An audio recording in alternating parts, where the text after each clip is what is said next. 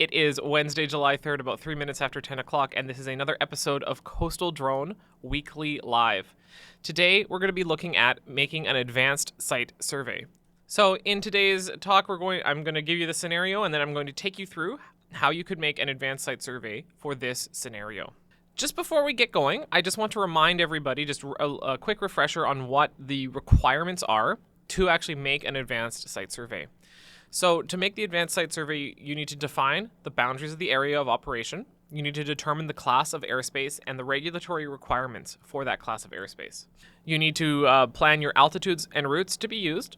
You need to be aware of the proximity of manned aircraft operations. You need to be aware of the proximity of aerodromes, airports, and heliports, the location and height of obstacles, the predominant weather, and the horizontal distance from people not involved in the operation, which for a basic environment is 30 meters, but could be more like, could be different depending on the operation. Here's the scenario we're going to be looking at today. In this scenario, the client has asked for aerial video for an event in the park near the Forks in Winnipeg. I'll just show you what that looks like in a minute. So this is an advertised event in an advanced environment. For these aerial shots, they're meant to supplement ground-based photo and video for this event. And we'll be using the Mavic 3 Cine, which is important because this is an advanced environment with a drone that is over 250 grams. So that's going to add some complications, maybe is not the correct word. It's going to add some wrinkles to this operation. So this is the park near the Fork. There's the Human Rights Museum, and then we've got the park down here where we will be conducting the operation. We can just imagine that we need to be doing some establishing shots, some orbiting shots, and some close-ups that are low to the ground. Before we start making the survey, we just kind of have to start asking ourselves what we're going to actually need for the job. So what documents am I going to need? Well, it's in controlled airspace. For a controlled airspace operation, you of course need an advanced pilot certificate. It is an advertised event. We're also going to need a special flight operations certificate. If you've watched our video on special flight operations certificate, you'll know to apply and receive a special flight operations certificate, you're going to need to fill out a compliance checklist and complete an SFOC application. I'll show you what the compliance checklist is going to look like for this operation shortly. So then what gear am I going to need? From a flight perspective, it would be really helpful to have a parachute. Using a parachute, we'll be able to fly over bystanders. Some of the other things we'll need for the operation, of course, we'll need a way to secure our takeoff and landing. Most parachutes have a minimum altitude. They have a minimum altitude because if the parachute or if the aircraft fails, it will still contain some energy. The parachute can't arrest its descent immediately. If you're below that altitude, then the safety assurance declaration on the parachute is not considered to be in effect. Let's start to take a look at some of these documents. So for the advanced pilot certificate, of course, to actually get an advanced certificate, you need to pass the Transport Canada advanced online written exam, and you need to complete an in-person flight review with a flight reviewer. So let's assume that I've done that, which I am. I'm an advanced pilot. And then let's talk about the Special Flight Operations Certificate. Special Flight Operations Certificates, they have recently affirmed that there are broadly two categories of Special Flight Operations Certificates. There are low-risk SFOCs and there are higher-risk SFOCs. So on the Get Permission page for lower-risk operations, I'm going to scroll down, and we'll see that flying at an advertised event is considered a lower-risk SFOC. So then what do you need to fly? Well, you need to have a pilot certificate for basic and advanced. Well, this is going to be in controlled airspace, so we're going to need the advanced pilot certificate. Then we're going to need to gather the documentation specified in the compliance checklist, and then apply for the Special Flight Operations Certificate, and you send it to this email here. In the compliance checklist, these are the aspects that we're going to need to detail. So the purpose of the operation. So for today's operation, that's going to be aerial filming. Our pilot qualifications, so we're an advanced pilot. Procedures for RPAS operation and maintenance, so our checklists and standard operating procedures. The weather minima for the RPAS operations. So in this case, I would look at the drone's manual and see the environmental operations for this drone. Unless I had stronger personal minimums than what the aircraft manual has. But for most applications, you can just use what's in the drone manual. Separation and collision avoidance procedures. So in this case, I think it would be helpful to use a visual observer. So then I would say I'm going to use a visual observer. This is my visual observer checklist or my visual observer briefing. Air traffic control service coordination. In this case, I'll most likely have a cell phone. I can say that if in the event of a flyaway or an emergency, I can contact air traffic control via cell phone. And depending on the complexity of the operation, I might need to provide them more information. If you request the compliance checklist, it's going to look something like this.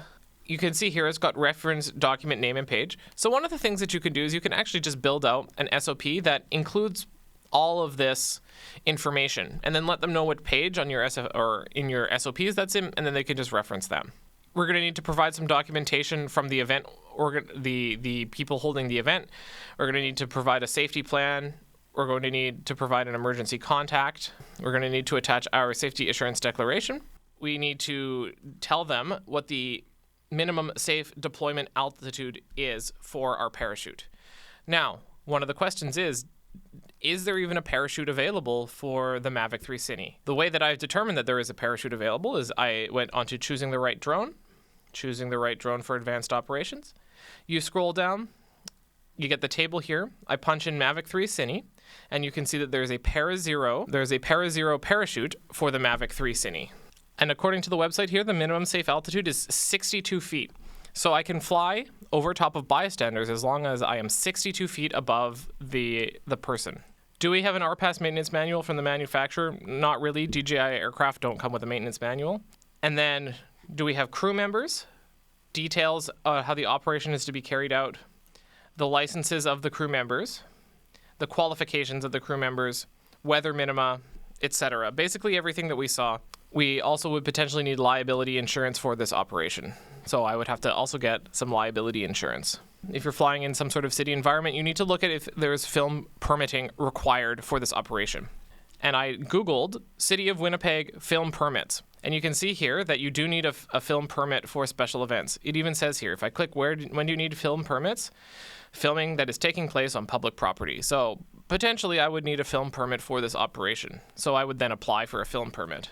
I've already noted a number of things that if I was starting just from having my advanced pilot certificate, we're still talking about like maybe a couple weeks, maybe 1 month of paperwork before we're even planning the operation in NAV Drone. When you're doing drone operations, the site survey, the minimum regulatory requirements are one thing, but there are sometimes other aspects, some other requirements that are needed for different operations. So that's why we kind of wanted to go through this just to show what that would look like from beginning to end.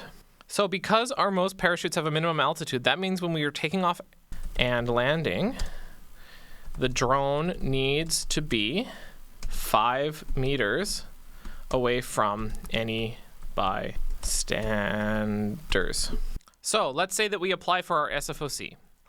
Remember, it needs to be, when you're applying for an SFOC, it needs to be 30 business days prior to when the job is happening. So if this was today, if I was applying for it today, the earliest I could do this job is probably sometime in the second week of August. So give yourself a good chunk of time when applying for special flight operation certificates. This is then the application form for the SFOC.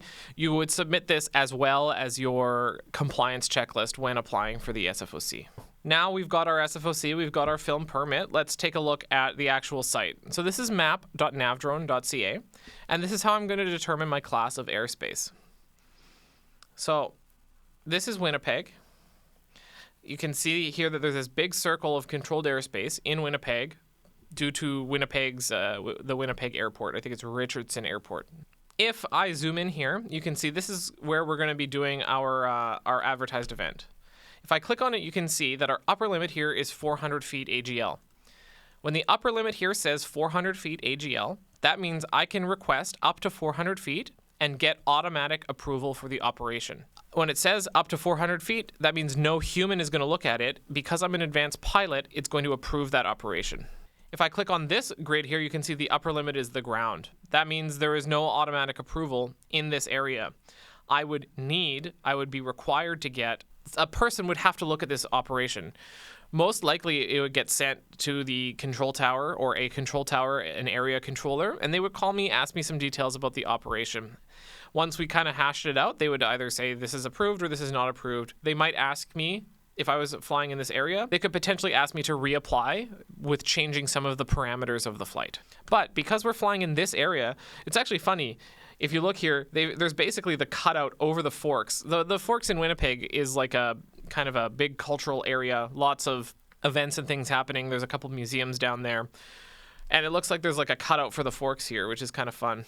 You can also see that there's Winnipeg Health helipad, and over here there is a City of Winnipeg civil heliport. One of the other things, though, that you need to check before you're flying near any aerodrome or heliport is the Canadian Flight Supplement. Check the Canadian Flight Supplement on fltplan.com. I showed how to do this a little last week in our last week's episode about map and chart reading. You just scroll down on the left here. You click Airport and FBO info. Winnipeg is CYWG, and it will bring up the page for Winnipeg. You scroll down, and then where it says CFS, you click Canada Flight Supplement. I've already got the Canada Flight Supplement page here for Winnipeg International Airport. One of the things about Winnipeg, and this came up a while ago, was Winnipeg is both a civil airport and also a D&D airport. And there was a little bit of chatter around, do you need a D&D SFOC for flights that are close to Winnipeg? Some of the feedback we got is if you actually look at the operator, so NAV Drone goes by the operator, NAV Canada goes by the operator of the aerodrome that's in the Canadian Flight Supplement. So if you look at the operator of the aerodrome, you can see that the operator here is the Winnipeg Airports Authority, the primary operator of the aircraft or of the airport. It's not, I don't think it is considered a D&D airport in the same way as like some of the other D&D airports that are only for the Department of National Defense. But that's why you need to check the CFS, check to see. In the operator section, you'll be able to see who is the operator of the airport. If it is Department of National Defense, you're going to need an SFOC for operations within military airspace. So then we can go to Portal.Nav and we can actually plan the operation. Now, remember, now we're past, we've already got our SFOC, we've already got our film permit. So we're like 3 weeks deep into the paperwork here. And just now we're able to request our controlled airspace permission in NAV Drone. And I'm going to set advanced, and you can see now the map populates. Now, this was our section that we're flying in, and I'm going to, so the operation name is going to be advertised event. The activity is going to be photo and videography. This is going to be visual line of sight operations. Height AGL, probably around 300 feet, though I could request up to 400, but you only need to really request what you actually need. Boundaries of the area of the operation. I'm actually going to draw a zone, and I'm just going to select. It would be good to kind of get to be able to fly over the footbridge, though. It's going to tell me that a part of the flight is in a different time zone because here we are in a different time zone. Select my drone. We actually don't have a cine. That was just for fun, so I'm just going to select any drone here. And then I'm going to click Save. It infringes with the geozone of the CYWG grid. I'm going to have to request permission. It's going to tell me the weather. This is the current weather. It's not the weather when you're flying it, so you might need to recheck the weather. And then it's going to say, I need to submit my permission request via the Task tab. So I'm going to do that. Tasks. Oh, I'm going to hit Publish. I'm going to submit. And then I need to put in my information. So in the event of emergency, return to home is going to take me 3 minutes. I'm going to go return to home again. It's going to take me 3 minutes. Because we got an SFOC for this advertised event, I would punch in the SFOC number here, as well as any files associated with the SFOC, the PDF of the SFOC in here. Then I'm going to hit OK. And then it's going to immediately be resolved. Because we're in that automatic approval zone, it will immediately resolve it. Now, I'm going to delete the operation because I don't want it on the books and I don't want anybody freaking out in that area. This type of operation, advertised event, low risk SFOC, there's still some things that you have to do to make sure that you're ready, you're prepared to do this type of operation. Lots of, maybe not lots, but a good chunk of paperwork is involved. It's not something that you can just wake up one morning and do. Now, the question is there an easier way to do this operation? And of course the answer is yes. The easier way to do this operation would be to use a micro drone. Using a micro drone, you wouldn't have to apply for the SFOC. You wouldn't have to request permission. You would still need the film permit potentially, but it would be a whole lot easier to plan and execute this operation. However, if you're using a small drone, so a drone that's over 250 grams, this is the process for starting to plan an operation when you're in an SFOC required environment. Do you have any idea of how much insurance is required or desired for an SFOC? I don't know if there's a specific number. We normally recommend $2 million of aviation liability insurance. Has been generally what the best practice has been in the industry, about $2 million aviation liability insurance. This has been a brief look at how to plan an operation in an advanced environment where you need to require an SFOC. If you found this video helpful, if you found this video interesting, please, you can hit the like button of the video. If you want to see more content like this, you can hit the subscribe button. If you have any questions, comments, or feedback, you can leave it in the chat below. Thank you very much for joining us this week on Coastal Drone Weekly Live. My name has been Finn. Thank you very much for joining me, and we hope to see you again next time.